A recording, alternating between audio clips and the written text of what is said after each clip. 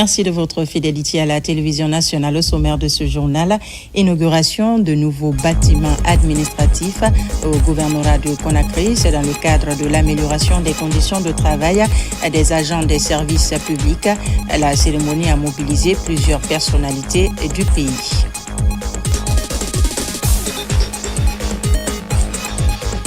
Coup de projecteur ce soir sur la Nationale 1. Le tronçon est l'un des plus pratiqués par les usagers de la route, mais il se heurte à des petits soucis. Il s'agit de la signalisation routière et autres tracés. Le constat, c'est avec Falilou Diallo. Nous irons à la baie. La ville a vibré au rythme du rallye Budapest-Bamako. Plus de 700 participants venus de plusieurs pays d'Europe, entre animation et retombées économiques locales pour le pays. C'est tout pour les titres. Bonsoir et vous êtes les bienvenus dans cette édition d'information. À la une de l'actualité ce soir, Aboubakar Diakité alias Toumba a été transféré ce mardi à la maison d'arrêt de Koya.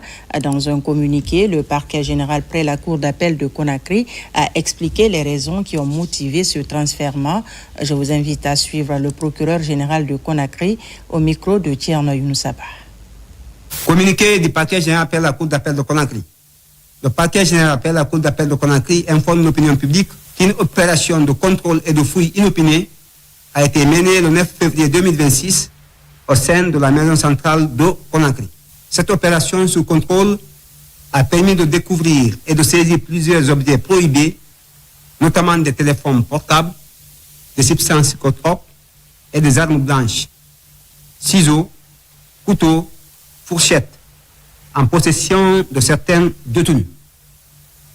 Lors de cette opération, M. Aboubakar Diakité dit Toumba a fait preuve d'une attitude agressive en refusant de se soumettre à la fouille tout en proférant des menaces à l'encontre des agents de sécurité. Son comportement menaçant ne s'est pas seulement dirigé vers les forces de l'ordre, mais a également créé des tensions parmi les autres détenus. Face à cette situation alarmante qui compromettait la sécurité de l'établissement, l'administration pénitentiaire a pris la décision légale et appropriée de transférer M. Aboubakar Diakité ce mardi 10 février 2026 à la maison centrale de Koya. Cette mesure vise à préserver l'ordre public et à garantir la sécurité tant des autres détenus que du personnel pénitentiaire.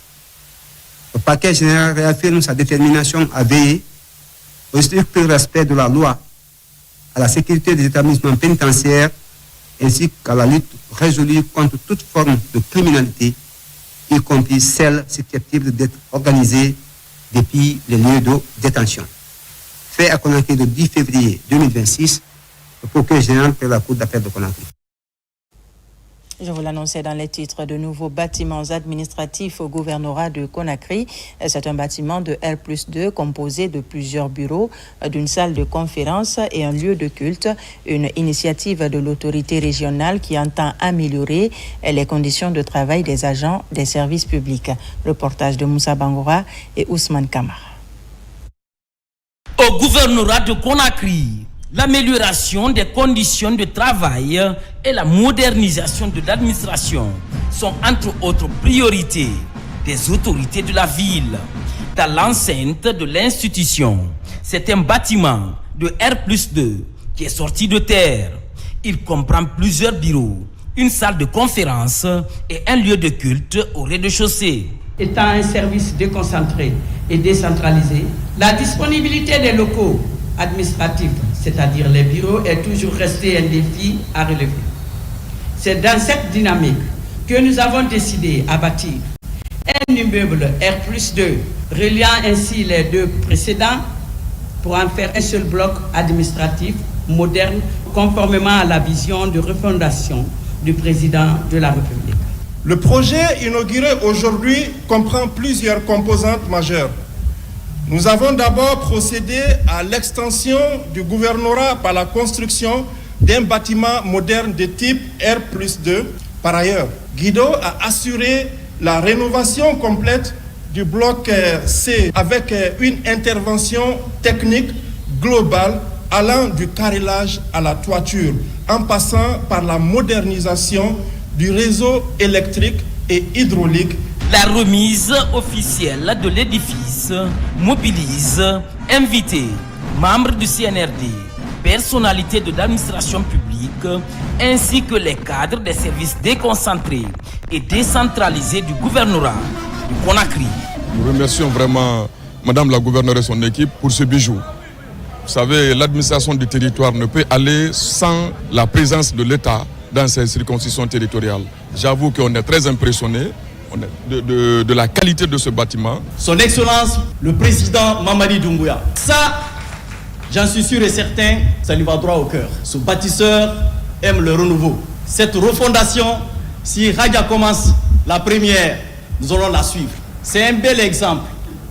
Nous invitons les autres gouvernorats sur l'ensemble du territoire national d'en faire autant. Ce projet d'extension a occasionné aussi la rénovation complète des 2 autres blocs administratifs.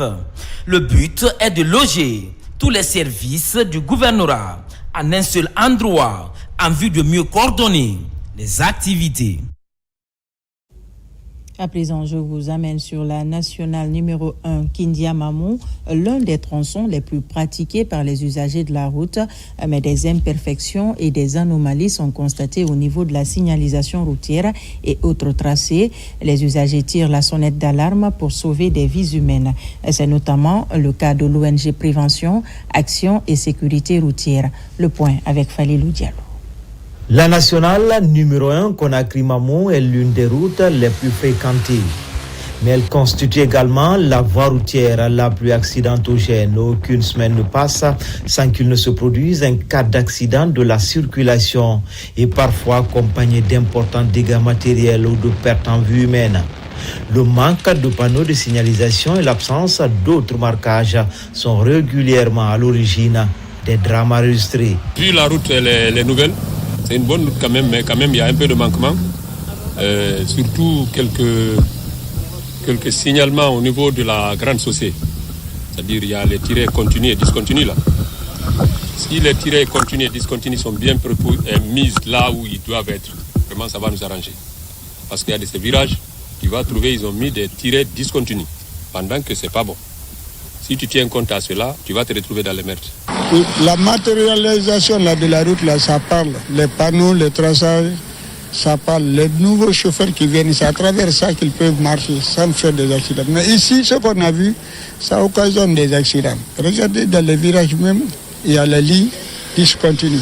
Ça autorise le chauffeur à faire le dépassement. C'est pas croyable.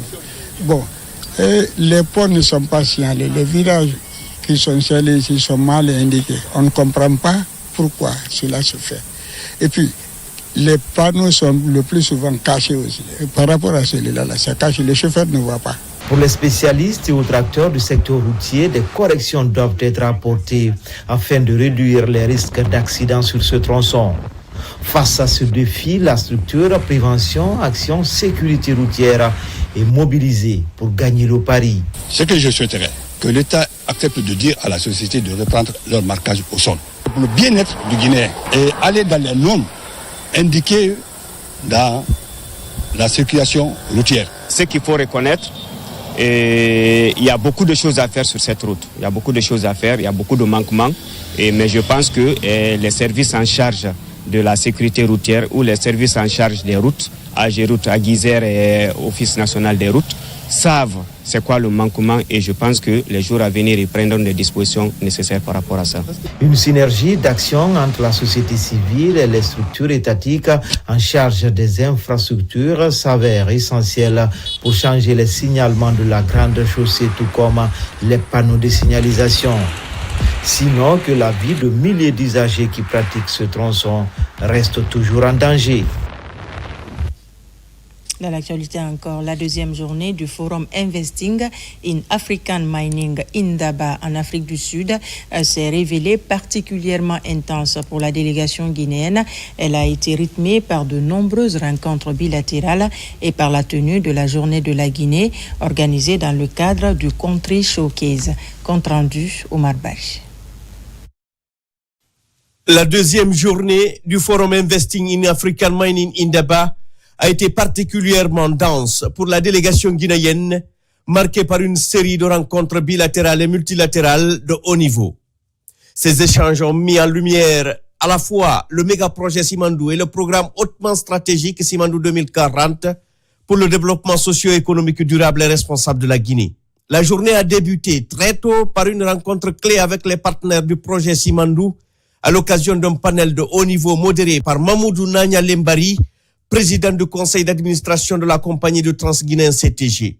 Les discussions ont réuni plusieurs personnalités de premier plan, notamment Daouda Diakité, conseiller principal du ministre des Mines et de la Géologie, Dr Sophie, directrice générale de Winning Consortium Holding, Elias Skafidas, directeur général des opérations internationales de Rio Tinto Iron, ainsi que Valérie Levkov, vice-présidente chargée des infrastructures au sein du groupe de la Banque mondiale.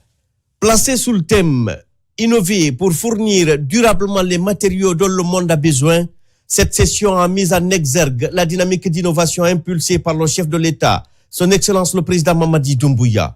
Cette vision s'est traduite par une mutualisation inédite des efforts entre les partenaires industriels, permettant le co-développement et l'intégration de projets Simandou aujourd'hui reconnus comme un modèle de projet intégré mine-infrastructure à l'échelle internationale. À Cape Town Convention Center, la délégation gouvernementale guinéenne a ensuite multiplié les rencontres avec des investisseurs et partenaires internationaux autour des opportunités d'investissement en Guinée.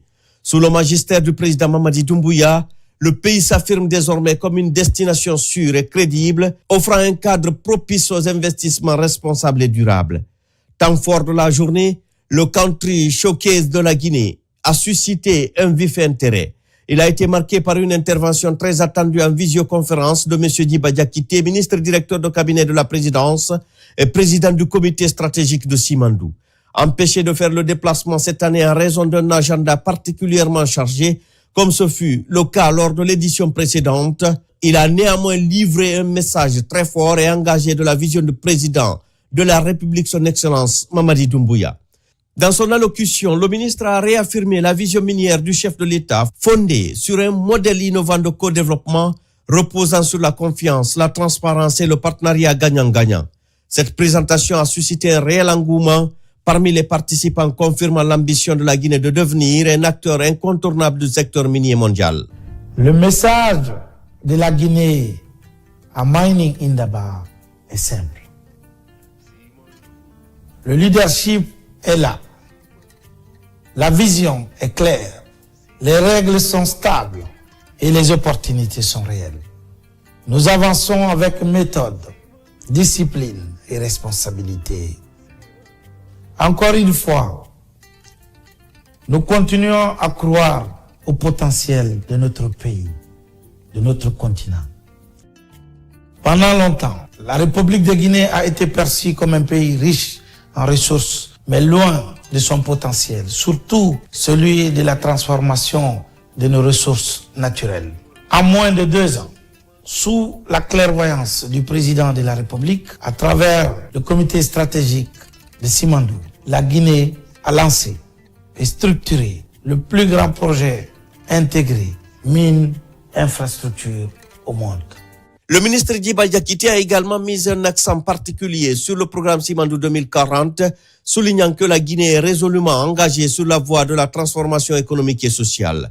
Ce programme vise à faire du pays une véritable destination dotée de ressources humaines qualifiées et d'une main-d'œuvre compétente grâce à une politique volontariste portée par le président de la République, son Excellence Mamadi Doumbouya. La vision du chef de l'État, son Excellence Mamadi Doumbouya, va plus loin avec le programme Simandou 2040. Désormais, la documentation de ce programme est entièrement finalisée et qui rentre en phase d'opérationnalisation avec des composants tels que la delivery unit que nous allons prochainement opérationnaliser. La Guinée que nous rêvons de construire se construit maintenant ensemble grâce au leadership éclairé de son Excellence Mamadi Doumbouya.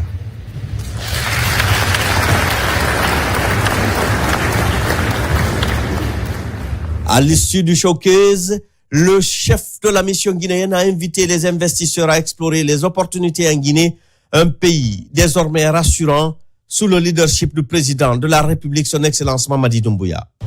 3 choses doivent rester gravées dans vos esprits en sortant de cette salle. Premièrement, la crédibilité est là. Ce n'est pas nous qui le disons, ce sont les marchés. L'obtention de notre notation souveraine 2+, avec perspective stable par Standard & Poor's, n'est pas un fruit du hasard. C'est la validation internationale de nos réformes, de notre stabilité macroéconomique et de la sécurisation de notre climat des affaires. Aujourd'hui, investir en Guinée, c'est investir dans un environnement noté, audité et prévisible. Deuxièmement, l'infrastructure est là. Le Simandou n'est plus un projet sur papier. Le chemin de fer est là. Le port est là et les premières tonnes sont en mouvement. Mais n'oubliez pas que les raffineries d'alumine sont en construction. Nous avons créé des champions nationaux et des véhicules d'investissement robustes. Il y a la Sogipami, il y a la CTG, il y a l'ANAM et il y a la NMC. Troisièmement, la vision est là.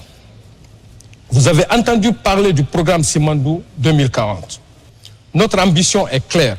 La Guinée est open for business, mais aussi et surtout, elle est ready for partnership. Les échanges autour de Simandou 2040 lors de cette édition 2026 du Forum Investing in African Mining Indaba ont ainsi ouvert de nouvelles perspectives d'investissement et de développement avec une orientation claire vers un avenir durable, inclusif et responsable au bénéfice du peuple de Guinée. Absent du pays pour des raisons de mission d'État, le ministre des Mines, Bouna Sylla, a été officiellement réinstallé ce mardi dans ses nouvelles fonctions. La cérémonie a été présidée par le ministre secrétaire général du gouvernement, adjudant-chef Aboubakar Kamano de la presse militaire. De retour d'une mission d'État hors du pays, le ministre Bouna Sylla, reconduit à la tête du ministère des Mines et de la Géologie, a été officiellement installé dans ses fonctions par le ministre secrétaire général du gouvernement Tamba Benoît Kamano, en présence de plusieurs ministres de la Ve République, des cadres du ministère des Mines et de la Géologie, ainsi que d'autres de l'administration publique guinéenne, mais aussi des familles et amis du promu. Au nom des pouvoirs qui me sont conférés, au nom de monsieur le chef du gouvernement, M. Bouna Sylla, officiellement installé dans ses fonctions de ministre des Mines et de la Géologie de la République de Guinée. Ému par cette nouvelle marque de confiance du président de la République, son Excellence M. Mamadi Doumbouya, le ministre Bouna Sylla a réitéré son engagement et sa détermination à toujours servir loyalement le chef de l'État et la nation guinéenne. Le ministre des Mines et de la Géologie a également mis cette cérémonie grandeur nature à profit pour saluer les efforts des cadres de son département pour les acquis et performances enregistrées sous son leadership. Grâce à la confiance et sous l'autorité de son Excellence, Monsieur le Président de la République, Mamadi Doumbouya, et de son Premier ministre, chef du gouvernement, Monsieur Amadou Riba, je prends l'engagement solennel devant vous de servir l'État guinéen avec éthique, loyauté et exemplarité qu'exige la fonction. Les ressources minières constituent un levier pour le développement socio-économique de notre pays. Vous conviendrez que ces richesses n'ont de valeur que si elles sont transformées en prospérité partagée, en emploi et ce, dans la protection de l'environnement. Chers travailleurs du ministère des Mines et de la Géologie, l'efficacité de la poursuite de notre mission sera jugée sur la base de l'impact substantiel du secteur minier sur la transformation positive de l'économie nationale, en ligne avec la vision du président de la République. La qualité de notre contribution sera déterminée par notre engagement sans faille, notre professionnalisme, notre pragmatisme, notre exemplarité et notre dévouement patriotique dans nos actions quotidiennes. Par cet acte solennel marquant l'installation de Bouna Sylla, ministre des Mines et de la Géologie, Tamba Benoît Kamano, ministre secrétaire général du gouvernement, ferme portes et fenêtres de la série de passations de services et d'installations des membres du nouveau gouvernement de la Ve République. Sur un autre plan, session extraordinaire de la délégation spéciale de Kankan. Les travaux consistent à valider le budget de l'exercice 2026 pour poursuivre les réformes engagées. Une session qui a permis d'adopter également une nouvelle feuille de route pour un développement participatif. Voici la correspondance de Yamoukaba. À la municipalité de Kankan, l'intégrité et la transparence au cœur de cette session extraordinaire ouverte au public. Les travaux du jour, valider le budget de l'exercice 2026 afin de définir les orientations de Nabaya. Le plan d'action prévoit de poursuivre les efforts de modernisation de la ville et le partage équitable des recettes communales. Après le vote du budget qui s'élève à un montant, l'exercice 26 s'élève à un montant de 6 milliards 174 millions de nos francs. Alors, on va essayer de passer maintenant. Après avoir voté, et la tutelle va approuver, nous allons passer à la présentation du budget citoyen qui fera l'occasion d'information dans les jours à venir. Quand on gère une entité, on a le devoir de rendre compte des activités menées pendant l'année. Et si ce compte rendu par la grâce de Dieu a été effectué aujourd'hui, nous remercions Dieu par rapport à l'esprit de cohésion, d'entente et de promotion de la ville. Les ambitions communes qui se rejoignent ici comptent aller plus vite pour améliorer le cadre de vie des populations. C'est aussi le cœur du pouvoir de la délégation spéciale pour assurer sa mission de service public au plus près des contribuables. Nous allons travailler pour ne pas qu'on ait honte devant ceux qui vraiment nous ont choisis, nous ont épaulés pour être là où nous sommes. Donc la délégation spéciale, elle doit aller sur ce élan. La rencontre annoncée à la maison commune des jeunes de Kankan dans les jours à venir va détailler les grandes actions de cette année dans plusieurs domaines, avec la vision du président de la délégation spéciale, Arafat Moussa Koulibaly. De nombreux projets seront développés pour réanimer les 57 quartiers de la municipalité en matière de développement local durable. Dans le même registre, 3 milliards 218 millions de francs guinéens. Tel est le budget qui vient d'être élaboré par la délégation spéciale de la commune urbaine de Fria au cours de sa session de l'exercice 2026. Un exercice qui s'annonce comme un signal fort, marquant la volonté des autorités locales de réaliser des infrastructures d'accès aux services sociaux de base, ce pour répondre aux attentes des contribuables. Fodé Camara, Nabila Moussa Camara pour plus de précisions. Conformément à la vision axée sur la construction d'infrastructures et le développement durable, la commune urbaine de Fria a présenté son budget pour l'exercice 2026. Lors d'une session extraordinaire tenue en présence des autorités préfectorales, des responsables communaux et des acteurs de la société civile. Estimé à plus de 3 milliards de francs guinéens, le budget communal a fait l'objet de débats très enrichissants. Cette année, c'est une année qui est un peu spéciale, qui est un peu différente des années antérieures. En ce sens qu'elle est consacrée spécifiquement sur la voie de la refondation. Donc, nous avons eu à faire un travail qui a été très pointu et nos axes cette année sont beaucoup plus connus par rapport à l'année antérieure. Et toute mobilisation que nous allons faire cette année, c'est de consacrer nos efforts à certains travaux. Pour un engagement général pour le développement, autorités et citoyens sont appelés à assumer leurs responsabilités afin de permettre à la commune de traduire ses projets en actions concrètes sur le terrain. Le budget adopté sous certaines réserves.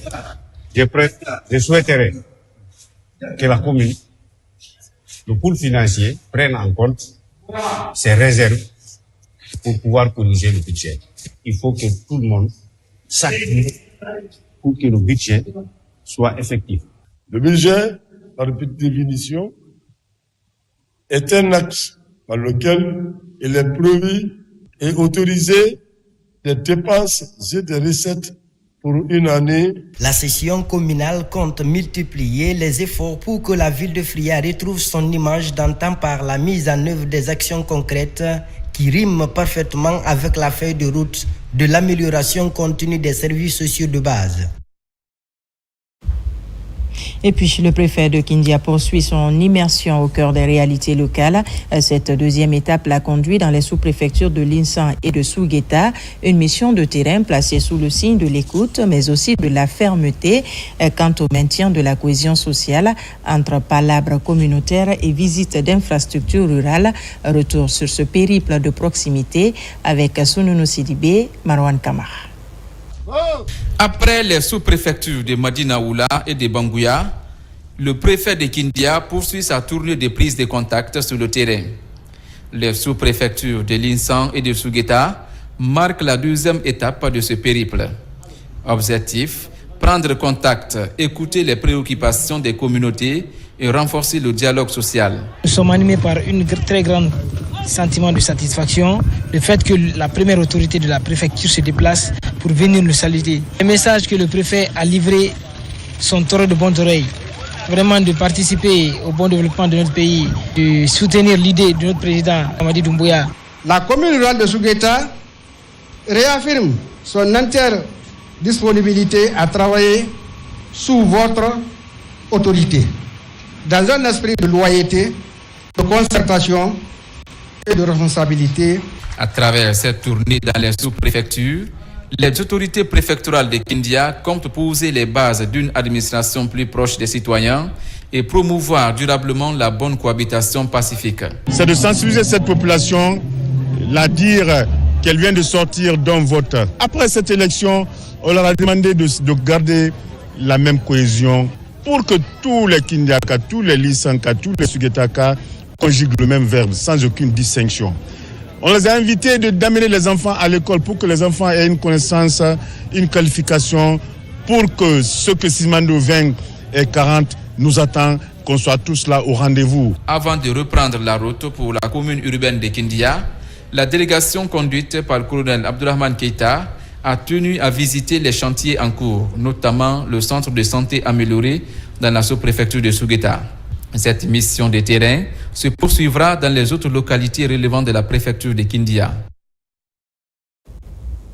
Campagne nationale de vulgarisation des plateformes fugaces et espaces agents dans la région administrative de Farana. À la maison des jeunes de Sankara, l'activité a regroupé administrateurs, fonctionnaires et contractuels de l'État. Une démarche du ministère de la fonction publique pour rapprocher l'administration centrale des fonctionnaires de l'intérieur du pays. Compte rendu, Ibrahima Oulem Fofana. Pour la vulgarisation du fichier unique de gestion administrative et de soldes fugaces et espaces agents dans la région de Farana, c'est la maison des jeunes qui accueille experts techniques, autorités administratives et agents de l'État. Un vent de renouveau dans le cadre de la modernisation de l'administration publique. Cet espace d'information a permis à chaque participant de mieux comprendre ces deux plateformes numériques. La mise en place de FUGAS s'inscrit dans la trajectoire de refondation de l'administration publique guinéenne prônée par M. le Président de la République, Mamadi Doumbouya. Nous savons tous que la gestion fragmentée des agents de l'État a longtemps freiné la performance de notre administration.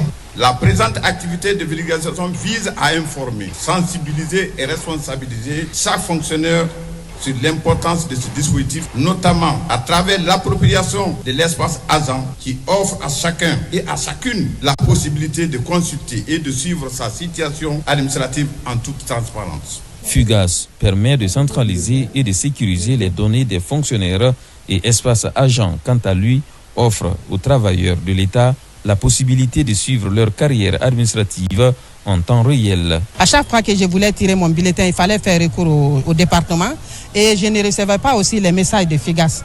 On remercie vraiment la fonction publique pour cette innovation. Nous avons envie de dire qu'à l'issue, toutes les réclamations qui ont été faites depuis le début de la campagne sont enregistrées et un module sera ouvert prochainement dans une semaine grand max pour que ces questions-là soient corrigées. Ceci nous permet de dire à nos DRH que dorénavant, à partir de maintenant, il faut avoir une posture dans le sens de la gestion de carrière des agents de l'État.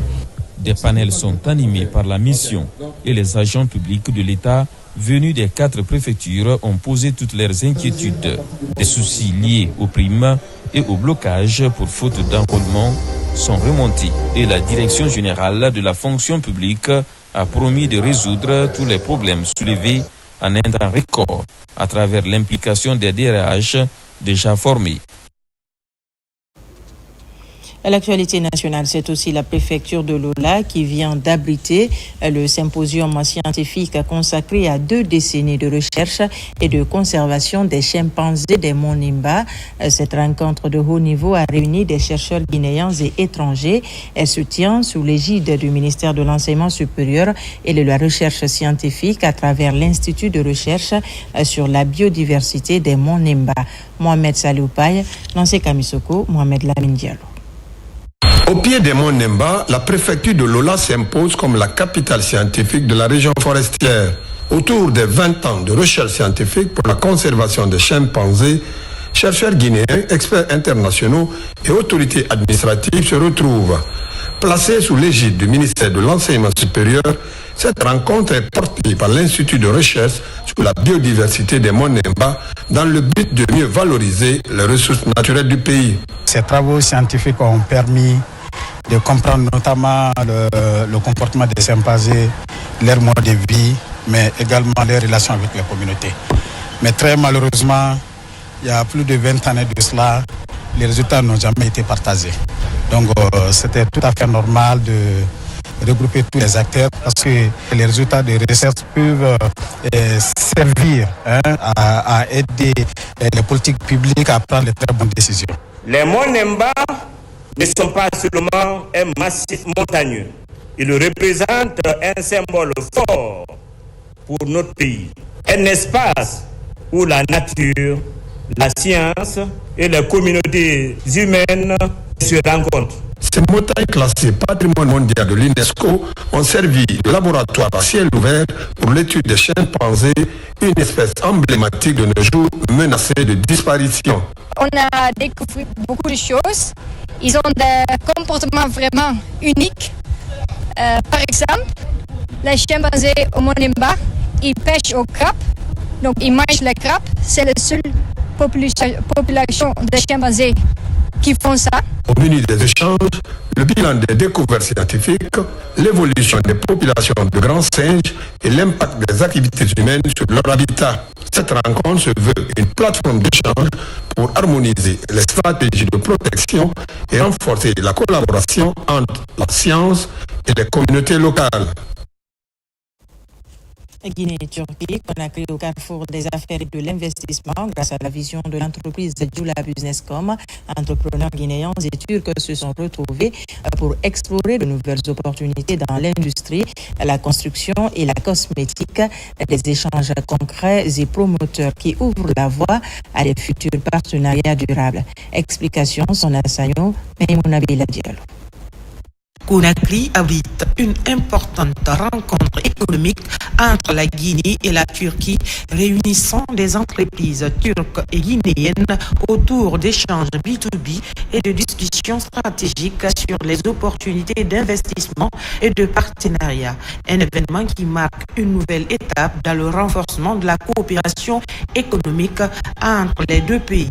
L'objectif que nous recherchons déjà, c'est d'attirer l'attention des entrepreneurs guinéens, démystifier les entreprises turques, leur dire qu'ils peuvent avoir et ils ont accès aux usines directement. Ils n'ont pas besoin de ces intermédiaires qui leur font poireauter en longueur de journée sans un résultat concret.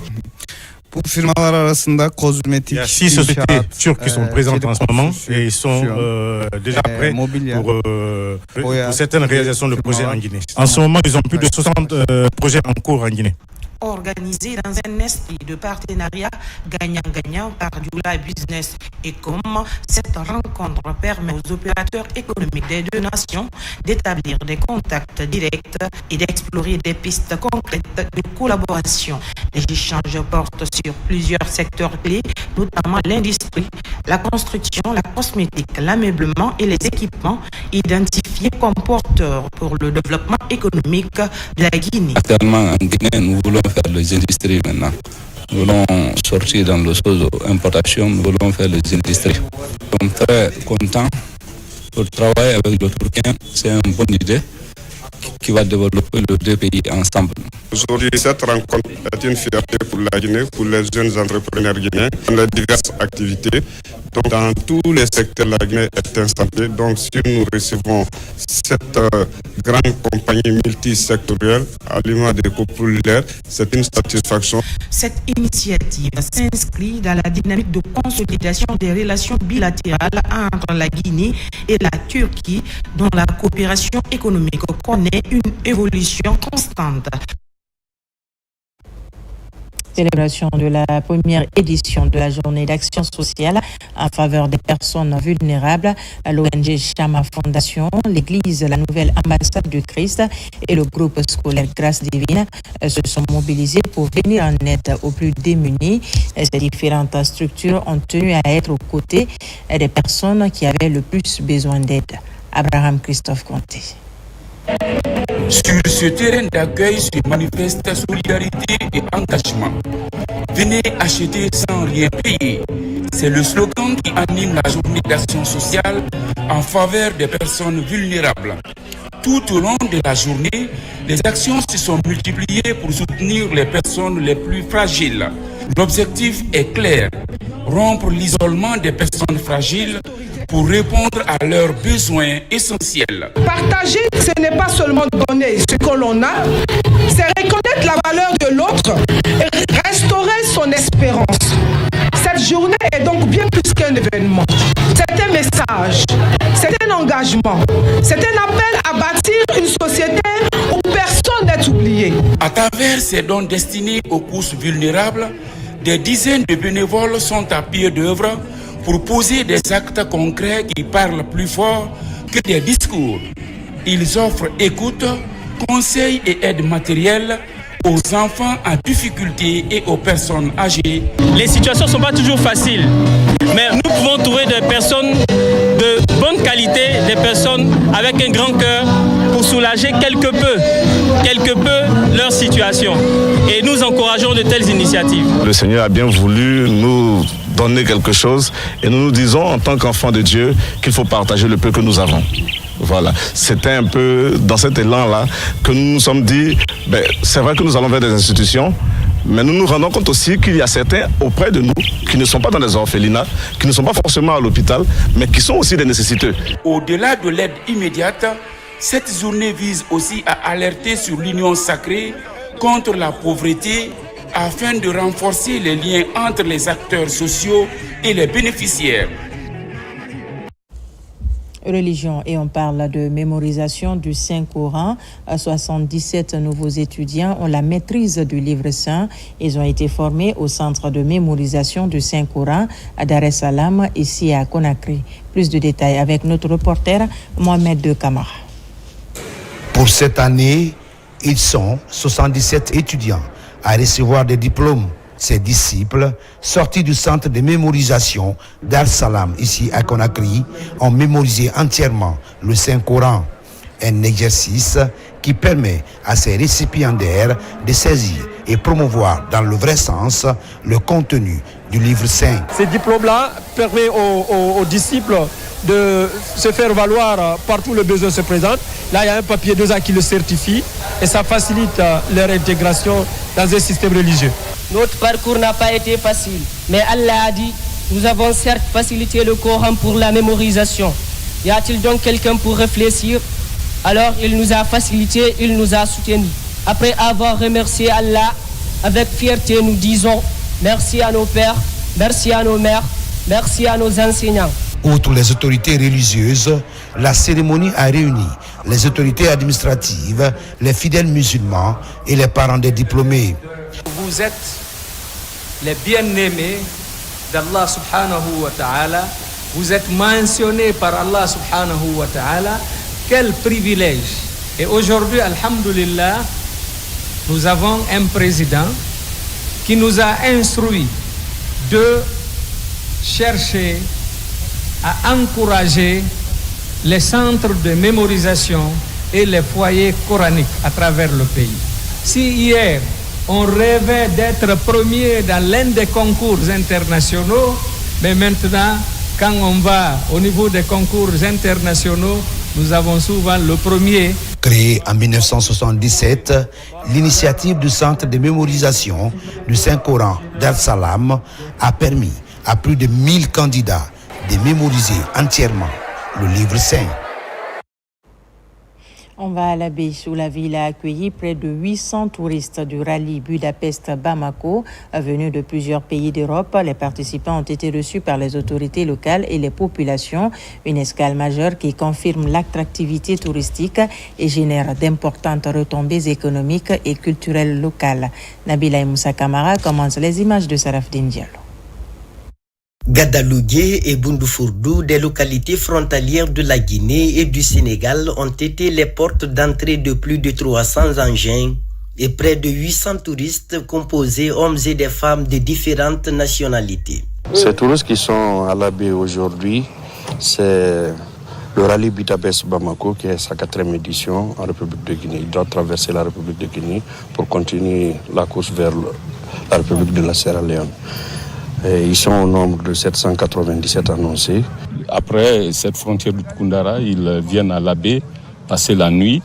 De Labé, ils vont à Kindia pour aussi passer une nuit pour converger vers la Sierra Leone.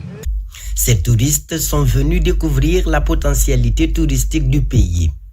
Cette découverte a permis aux visiteurs de faire des dons aux collectivités traversées. Je pense que c'est un pays très sécurisé. Le paysage et les peuples, tout est bon. Tout ce beau monde-là dans un pays, dans une préfecture, dans une région, j'avoue que c'est de la satisfaction, c'est de l'animation. Il y a déjà nos artisans, ça va relancer les activités artisanales. Vous avez vu, les petits commerces aussi se fructifient. Ils sont déjà installés tout au long de leur passage. Et là, après eux, je crois que les artisans vont se frotter les mains. La Guinée disposant d'un potentiel touristique riche et varié qui attise les convoitises. Il faut signaler qu'en mois de mars prochain, plusieurs touristes sont attendus en Guinée pour ce tour de rallye touristique Budapest. Culture pour terminer avec cette cérémonie de défilé de mode au Jardin botanique de Kamayenne. Elle est organisée par le Centre académique et de production Sako Couture. Objectif, promouvoir la mode guinéenne à l'échelle internationale. Le récit avec Mikini Moussa Kamara et Hadiatou Bari. La mode guinéenne en plein essor. Elle est caractérisée par un mélange vibrant de tradition et de modernité, souvent appelé tradi moderne. Portée par le succès du Made in Guinea, la création locale se structure autour de stylistes talentueux comme le personnel du centre académique et de production Sako Couture. L'objectif recherché ici, c'est de former les futurs jeunes créateurs de mode guinéennes pour qu'on puisse les mettre au niveau afin qu'ils relèvent le défi sur le marché guinéen, mais aussi sur le marché africain. Chaque pays doit se démarquer par son textile. Et vous avez vu, il y a 5 ans en tout cas, en République de Guinée, les femmes et les hommes commencent à arborer maintenant notre textile, notre joli textile. Il n'y a rien de plus beau que quand une Guinéenne sort de son pays, quand nous partons par exemple en mission et qu'on nous voit habillés dans notre textile. La mode se structure de nos jours autour de la créativité, de l'identité culturelle et d'une durabilité inhérente à la production locale. Nous sommes actuellement en train de travailler sur des textes parce que tout doit partir d'une base juridique. Donc nous sommes en train de préparer des textes qui vont vraiment recadrer, reformer ce secteur qui va en pleine expansion mais qui a besoin de recadrement. Aujourd'hui, en Conseil des ministres, on porte du Made in Guinée. On est d'accord. L'instance suprême de l'Assemblée, c'est la plénière. On n'a pas accès à la plénière si tu n'es pas habillé à Made in Guinée. Ça dit que les responsables guinéens ont un œil, un suivi et un accompagnement vis-à-vis du textile et du Made in Guinée. Il existe un fort engouement pour la production locale. Le port de vêtements conçus localement n'est plus limité aux fêtes, mais s'inscrit dans la vie quotidienne. Voilà qui met fin à ce journal, mais restez avec nous. Tout à l'heure, vous suivrez une série de décrets lus par Seydou Diallo. Quant à moi, je vous dis à très vite pour d'autres actualités de la Guinée, notre paradis, terre de richesse et d'innovation.